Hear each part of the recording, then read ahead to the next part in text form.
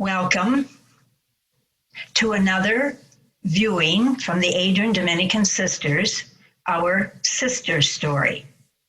And today we are delighted to have our sister Xiomara Méndez-Hernández.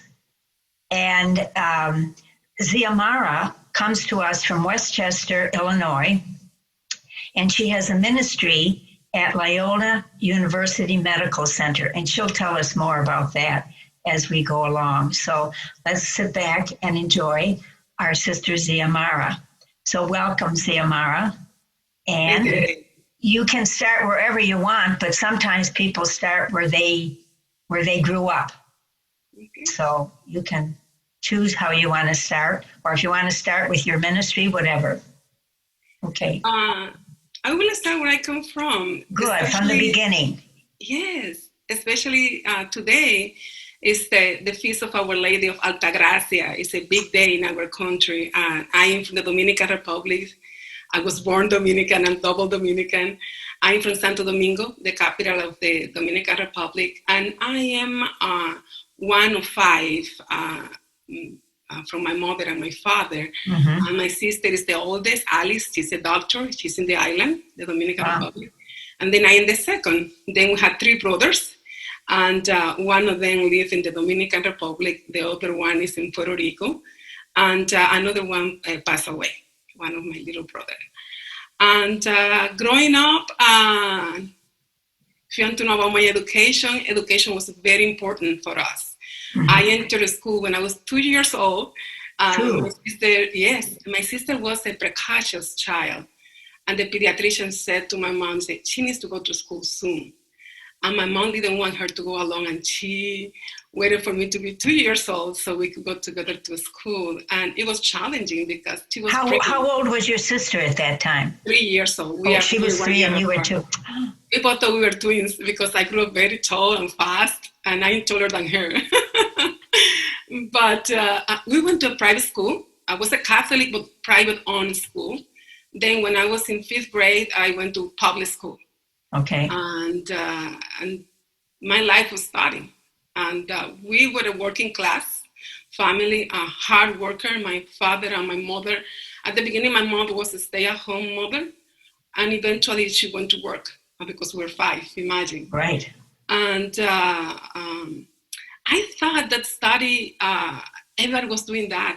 I grew up thinking that everybody was planning to go to university, having a career, but that was not the reality for everybody in the island. Even though we have a lot of opportunities, going to university is not expensive at all. And we don't have college. You go from high school to university right away. And I think my life was working, helping at home, and going to school. I'm having some fun with my friends too, my girlfriends in the neighborhood. Anything else? I went to university. My sister, I said she was a doctor. I went to study arts, and my major was a fashion designer. I was a fashion designer. So you were a fashion designer. Okay. Yes. And eventually I became a high fashion teacher and also kind of a certified. Now, what do you mean by that? A high fashion teacher?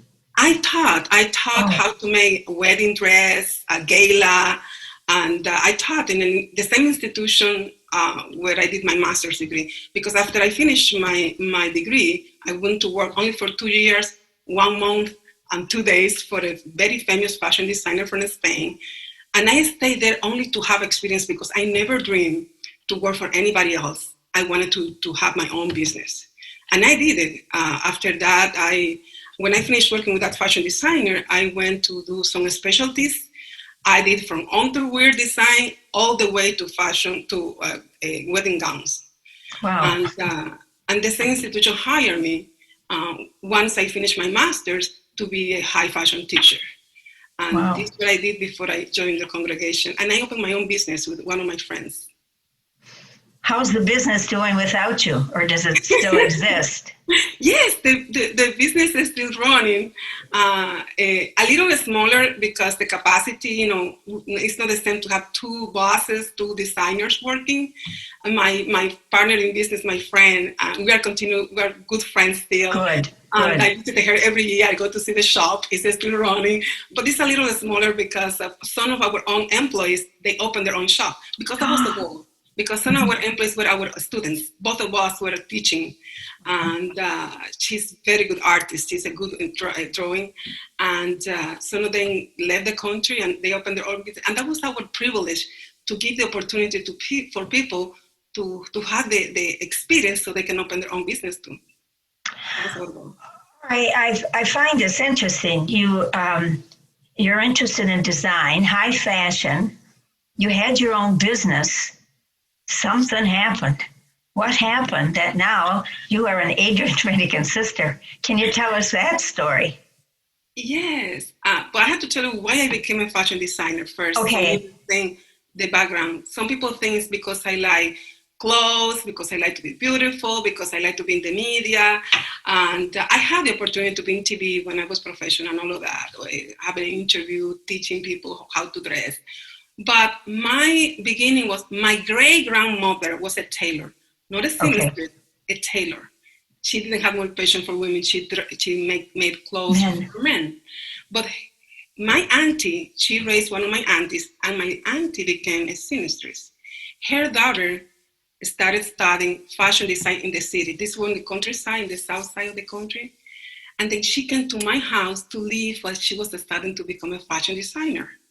And I fell in love when she came with a collection. She was preparing collection for the runways, for graduation or for anything. And I was in love with all. They told me these stories about my family being excellent sewers. And then I grew up dreaming about changing people's life.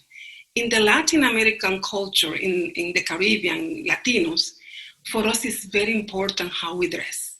Mm-hmm. Because we honor the events the way we dress.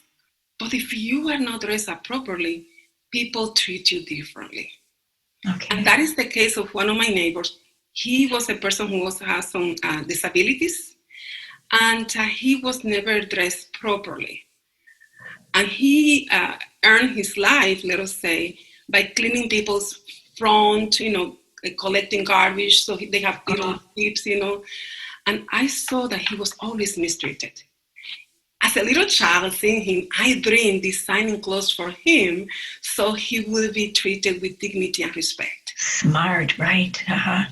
And I saw somebody like was not dressed nicely, and my dream was, I one day I will be famous, and I will help everybody I see that doesn't have clothes, and I will make clothes for them so people will treat them differently. And that was kind of my little child kind of thinking, and always about the goodness of the people. Okay. I try to see always something good in people. And I think was the seed of love for every creature around the world, in the planet. And it was the seed of God. Seed of God, it's seeing people as a people of God. Right. And it was transformed into career for me. But it wasn't until I met the Adrian Dominican Sisters that the seed of transforming this dream of helping people change. Because when I met the Adrian Dominican Sister in 1994, I was already in the university. I was in my second year, beginning my second year in the university. And I never dreamed to become a sister, ever. Xiomara, had you had any association with the sisters before 94? Nothing. How did you see them? Where did you find them? In my parish. In my parish, we have the Mercy sister from Spain called the Mercedarias. Yeah. And they were very strict with the habit. They have a little clinic to help the people who didn't have insurance.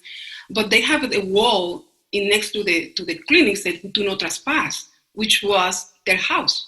Mm-hmm. And I thought, you can never talk to sisters. I thought you can never approach. And then one day, in 1994 Lent, they invited the women to preach for a retreat. And these women didn't have a habit. And there was another young woman doing a liturgical dance. And nothing in my mind said that they were sisters, because they didn't look like the sisters I grew up in the hospital or in different schools when my friend went. I didn't go to sister school. Oh. And there was Sister Ana Feliz. Oh. She was preaching about a personal relationship with God. And I said, wow, at that time I was 19. I love it. And the dancer was Luchi. And I said, and the beauty of bringing this sacred moment, contemplative moment with contemplative movement, it was so touching for me. And I asked, who are these women? And they, they are Sister Dominican Sisters. Sisters? With no habit, with a little eating like me. And I said, oh, no, I want to know them. And I was joking with my friend, if they are sisters, I want to be like them. But I was joking, right? But God wasn't joking. Then what happened there that day was that was the last week for them to be in my parish. And he said, okay, that means I will never be a sister, because that was the only sister I liked. And they were moving to San Pedro, where Luchi is, to start a new mission there. The school. Yes. But then our priest invited us to go to the mountain to spend Holy Week. And he said, you need more Bible studies. And this is when I met the second sister, the third sister, and fourth sister were two, Margarita Ruiz Margot and Sister Jean Horger. They taught us, in that time there was the theology of liberation. Right. They taught us about Bible. And in a different way, they said, Bible is like a God walking with people. And in the Bible, he walks with the people of Israel, right? But let us see how God walked with your history, your country. And the third part was how God walked with you in your history, in your life. And I love it too. Everything and the joy they have, both Anna and Luchi, and then Jean. Sometimes we didn't have electricity. Jean was walking on the street from the house to our parish with a little lantern, with the gas, and they were so faithful. And I was so inspired by these women from the United States and these wonderful, smart women, just for free. And then Margot invited us, me and my friends, to come to their house. And I said, can we go to sister's house? Can we enter? And that welcoming, that opening really touched my core and my heart. Mm-hmm. And they invited us just to have a discernment. And we went every month just to talk about life. Okay. Religious life, professional life, what is our life choices? And I never thought, at that point, about these women had choices. I thought it was kind of finish school and get married and perhaps having a job or a stay-at-home mother. But no, they open our minds to dream, to believe in ourselves, and to have a deep relationship with God. Uh-huh. So that's how your story of your vocation began. Although you had it started when you were 2, when you decided you were going to help people feel good about themselves. Yes. Okay, so when did you come to Adrian? Because when I was discerning, just getting together with my friends with Margot, at that time I knew there was something within me that I needed to pay attention. But I was not ready because I didn't have much time. I wanted to finish my career. I am the kind of person, when I start something, I want to finish. Good. I don't leave things halfway. So I decided to finish my career and to see and I said to God, okay, let me finish my career. Let me see how things are going, because I don't want to enter to a religious life and then, what about if I get married? What about if I didn't want that in my life? Mm-hmm. And I finished my career and I said, God, if you are still calling me, let me to finish and then I will follow you. And when it took me 11 years, let me tell you, to get to this final yes. I had a boyfriend, I almost got married, it's different in the island because in the island you date people, but you live in your house. You study university, you live in your house. It's not like you go and live. It's different. It's very kind of more traditional way of living. Right. This young man, we are good friends, and he had different things. He was studying medicine. He wanted to get married before finishing, and I said, no, I want to finish everything. Once we are ready, we can get. So we had difference, and we part, and I continue my career and my life. But what happened is that I worked very hard to be a fashion designer, and I wanted to be very good. I prepared myself to be very good. And I want to say I am, because I am still fashion designer, continue can sew. But there was something missing. Again, I told you I was sometimes in the newspaper because they had an interview with me. I was in the TV shows invited to talk about it, fashion trends. But there was something missing because fashion designer I learned, it was about me, myself, and I. You had to make a name so you can sell your clothes. And it was also about my image. I couldn't repeat the clothes. I had to have, every time I go to the TV or have an activity, I had to have a new clothes and had to be designed from scratch, made by us. And it was so much pressure and it was so empty. Took the fun out of it, yeah. And then I get reunited with Ana Feliz, and she invited me to become associate. And I love it. Okay. And I became, again, engaged because for a few years, I just was a Sunday goer, church goer. Uh-huh. And then when I became associate, I just started learning about Dominicans.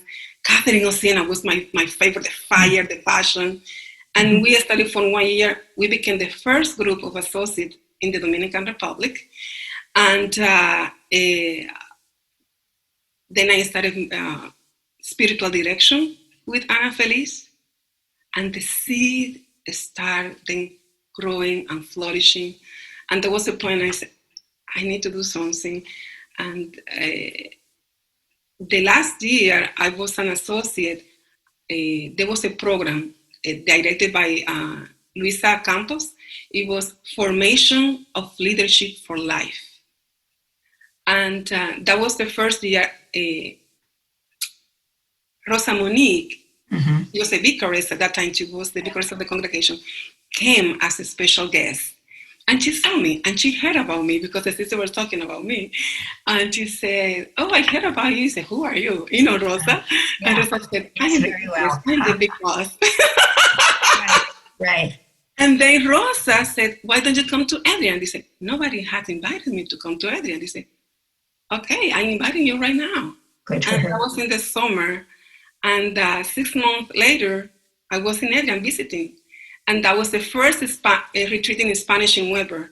And it was by Rosa Monique and Patty Harbour. And it was from the mountain to the desert, another Lenten retreat. Right. Wow. And I love it, Adrian. I had to be honest with you, I never dreamed to come to the United States. And I had to say to you why. I was born in 1974. And 9 years before, the United States occupied my country. We call it invasion. And that there was a lot of feelings against the United States. Right. And my father was kind of in the politics war, and he was kind of more like a revolutionary. Revolution is a good word in my country, different to in other countries. Mm-hmm. And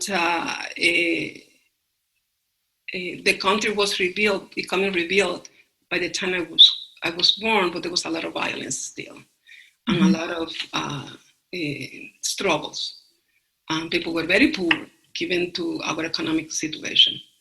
And I grew up in that reality that I never, ever dreamed to come to the United States. And I had to tell my father I was coming to visit the sisters. But the key word was the sisters. Okay. And I want to say that another part of my conversion with the United States was meeting the sisters. We just lost Anne Liam. Oh. Anne Liam and Helen Faber. And also Sister, I will remember now, Gladys LeBlanc. Right. We were in the island. Right. They were working with the poorest of the poorest. Mm-hmm. Remember when I told you that I was visiting Margot? They invited me to come to Guaymate. Guaymate. Mm-hmm. Another dream of mine growing up was to help the people in Haiti. Because the first thing was going to Africa. Then when I heard about Haitians, they were poorer than Africa. This is the poorest country in the whole hemisphere here. From Canada to Brazil to Argentina, Haiti is the poorest country. Mm-hmm. And where they were working, it was like a little Haiti in the sugar field in the Dominican Republic.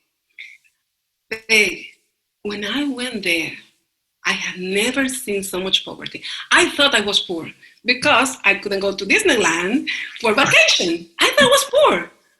When I was there, my whole heart was melting. The poverty where Aunt Leon was smelled. The only car that was in the whole sugarcane field was the Sisters car, and that was the ambulance for everybody, 24 hours, to go to any hospital in any city close by. When I saw that, they also have a soup kitchen.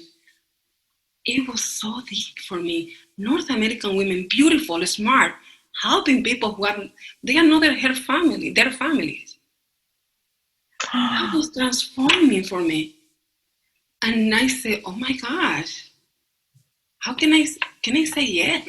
Yes to God, sorry, it's touching me. It was something like I couldn't believe that people gave their life, gave their everything for people in need who they didn't know. And they never expected for these people to say thank you to them. They were the face of God to these people, poor, poor, poor people. And there were some beautiful and touching moments that when the time passed, it touched my heart and said, this is worthy. And these are good women. And the United States are good people.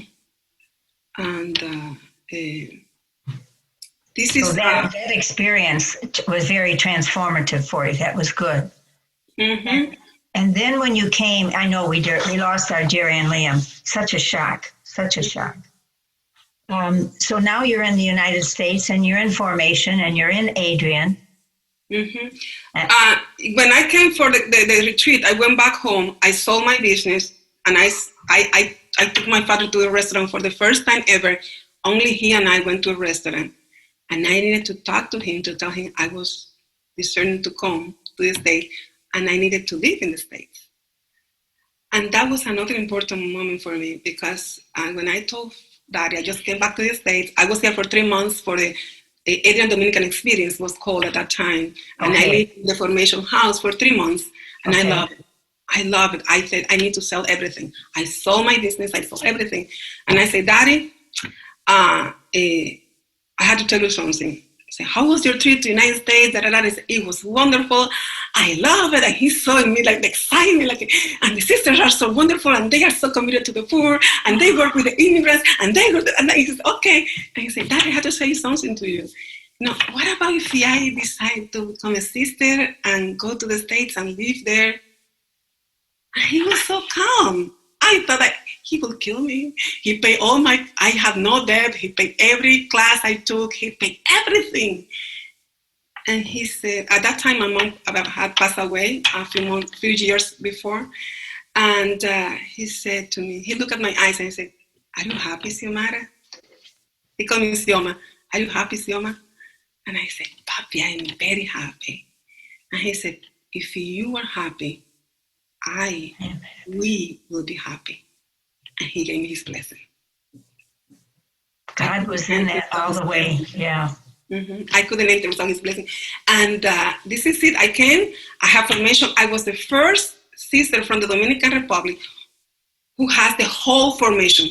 Usually they came after during their novitiate. I came from candidacy all the way to today.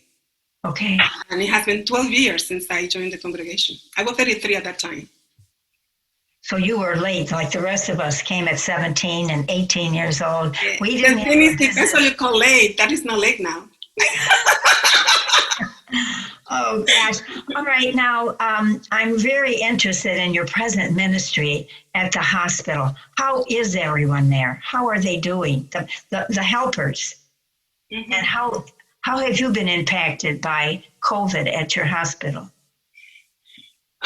Yes, I'm a hospital chaplain, as you said. Right. I work at the Loyola Hospital, one of the most high acute hospitals in the city of Chicago. We have 11 ICU units. And because of that, we were greatly impacted by the number of patients that came to us, transferred from different places. We have a network of 3 hospitals, 2 community hospitals, and us. We are the only teaching hospital by this Trinity Health. And I was the first person who responded to the first death in our hospital. I had to tell you that a week before we had the lockdown, stay home mandates, I was signing the foreheads of people with ashes, hundreds of people, because we have thousands of employees. I think like more than 4,000 employees. We signed every forehead in the hospital and in the little clinics around the city. And 1 week later, we were in lockdown. And the day So you couldn't go? You weren't considered essential? Yes. You were, On okay. the contrary, Oh, good. it was mandatory for us to go to work. Good. And because our department is developed, because we are teaching also CP, clinical pastoral education, to train chaplain, the students were not allowed to come back. They had to do everything online. But we were essential because we are the one who tell the family what to do next. Oh. When that death happened, the first death was the mother, and I had to call the daughter after the doctor told her that her mother died, what to do next. Oh. And it was, I didn't know what to do, what to say, but I lost my mom. And I said, Xiomara, you lost your mom. What you would say to a person who lost her mom and she couldn't be with her, and she couldn't touch her hand, she couldn't say, Mom, I love you. She even couldn't come to the hospital to pick up her belongings right away. They had to wait because we didn't know who was infected in the family, and we didn't want to bring more people, to prevent, the more spread of the virus. Right. And I had to tell her everything she needed to do. And at that time, the funeral homes were becoming overwhelmed with so many deaths.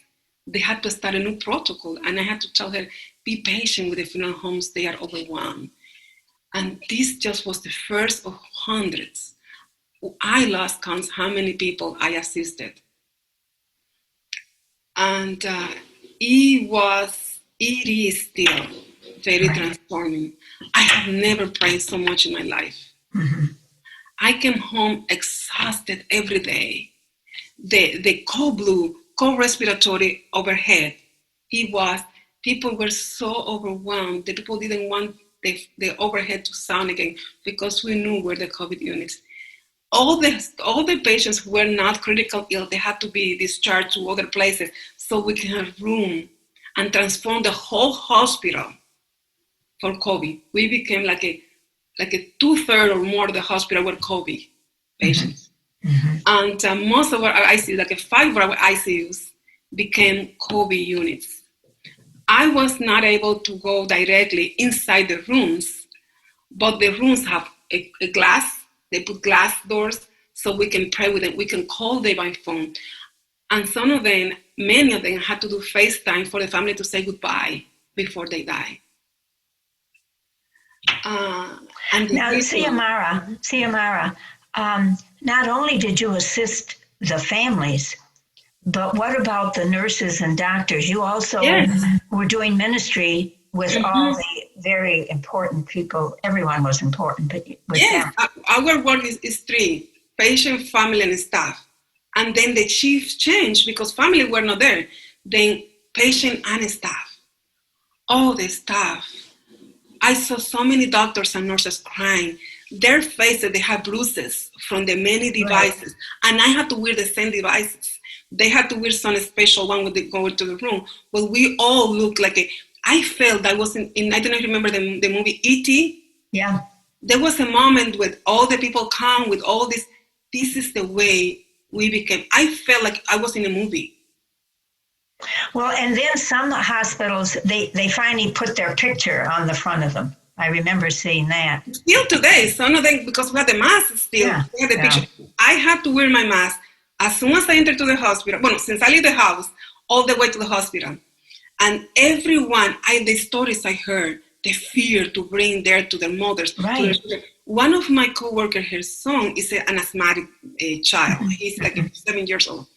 And I remember and I couldn't hug her while she was crying, weeping. He said, what about if I bring that to my child? What about if my child die? And some of our own co-workers, one of them died.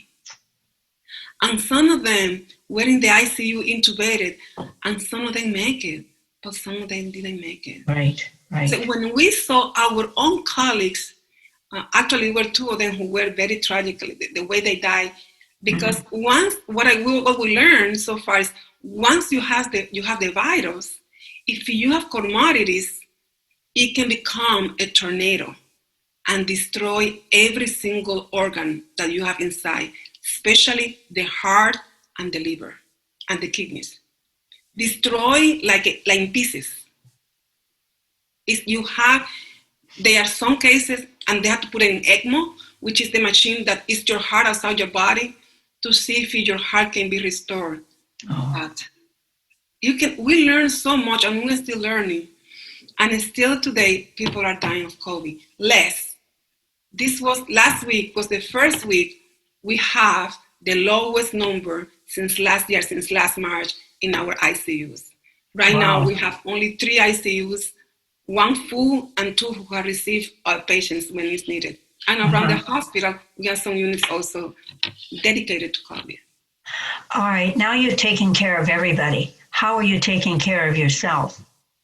I am blessed to have a wonderful community here, and also my colleagues. We have a very resilient team at work. We always have the ritual to check in with one another and to check how are others doing. And since COVID came, we in the past we have huddles, but even the huddles in the reunion, when we check how are things going, they disappear because we were so busy. There was no time for us to sit down, all of us. Mm-hmm. But at least every other week we gather together and we check how are we doing emotionally, spiritually, where's in our hearts, how is our family. My own father almost died of COVID in my country. Right. And because of my sister and her friends, most of our friends are doctors. My sister's best friend, and she's my doctor too, she's a pulmonologist, both saved my father's life in one clinic. He was in ICU. He was not intubated, but he had the nasal cannula that was like intubation. And that was losing my father and being so far away. It was one of the hardest moments. But that situation helped me to connect better with the co-workers because my sister was overwhelmed, and also with the families and the patients because I knew the anguish of not being with my father when he was almost dying. Mm-hmm. So that helped me to connect with the words, the feeling of the silence. Mm-hmm. And also our co-workers, I got to tell you something. There is a tradition, the doctors are very kind of proud. They don't talk about it. They are even talking to the people who clean the floor. Good. People have started to be more compassionate, more caring, more attentive. That is the transformation and the beauty of this virus, because people have realized we all are vulnerable. And right. In any moment can be us. And so we all are being affected by this. Every place. Yes. And you see kindness. You see kindness where we haven't seen kindness before. Yeah. That is the miracle. Kindness, gentleness, attentiveness, and resilience. Resilience, right. A lot of resilience.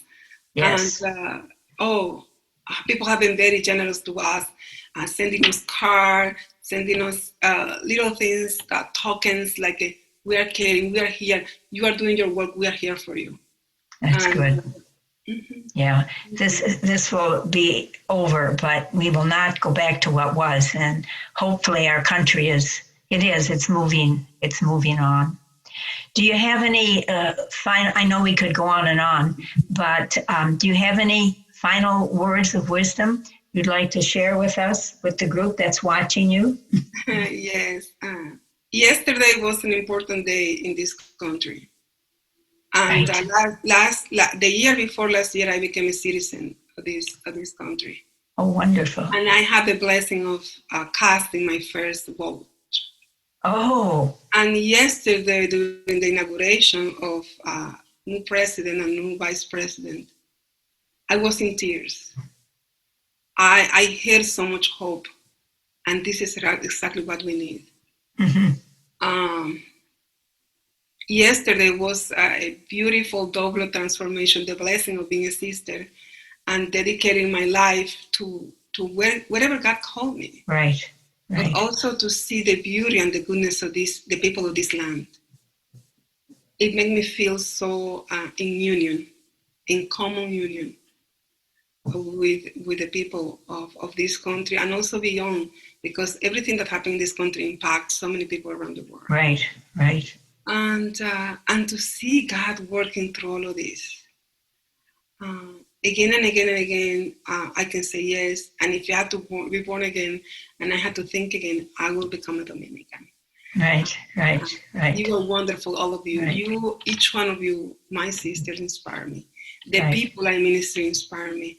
And it is an honor and a blessing and a grace to be part of this wonderful Dominican community. Well, thank you. And I hope you know what a blessing in your few short years with us, just your energy and your love and your care for all of us. You no matter where you go, you walk into a room and you just brighten the place up. So we have been touched by your presence, very much so. And we are grateful that you were attentive and listened to the call of God. He was very patient to me. He waited 11 years. Patient or persistent. Yes. Yeah, not giving up. So thank you. And we hold you in prayer as you continue in that ministry, which is very challenging. And you tell Marilyn I'm coming after her. I will do that. She knows this all. I know. Okay. So God bless you. And thank you. Thank you. And you do look like Michelle Obama. Let me tell you a story. Perhaps I will check it out of the record. I was invited to a house where it's like it's a ministry where people come for rehab. And I was just invited to see if I like that ministry too, as a chaplain there. And one patient became very upset.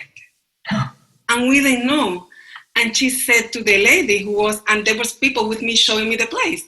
She said, how do they dare to bring the first lady here and they didn't tell us, look at how I look like. Oh my God, you thought I was Michelle Obama.